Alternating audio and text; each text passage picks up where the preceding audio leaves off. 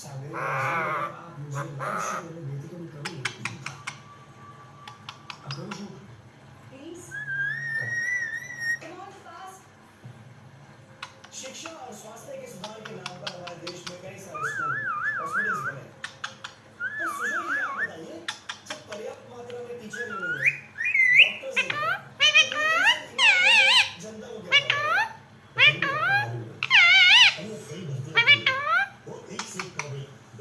कोण मिठू आहे?